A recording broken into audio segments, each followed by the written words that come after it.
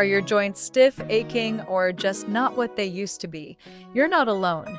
But what if I told you relief is just a few cents away? In today's video, I'm sharing 3 natural remedies for joint pain that cost less than $1 each. And yes, they actually work. 3 natural remedies for joint pain that cost less than $1. Remedy number 1: turmeric and black pepper drink.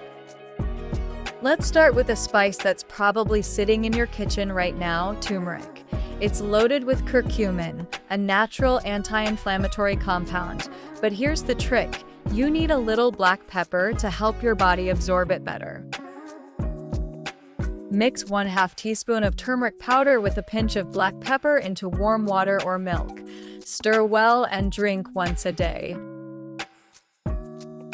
Heavy checkmark reduces inflammation. Heavy checkmark eases stiffness. Heavy checkmark under 50 cents per serving.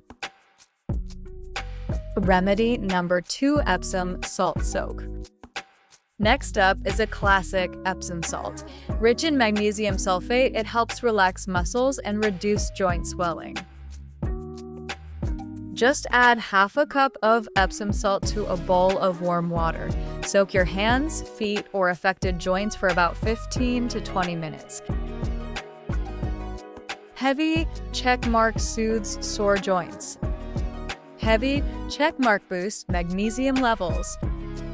Heavy checkmark cost around 25 cents per soak. Remedy number 3: ginger tea. And remedy number 3 is one of my favorites: ginger tea. It's a natural pain reliever and improves blood circulation. Peel and slice 1 inch of fresh ginger.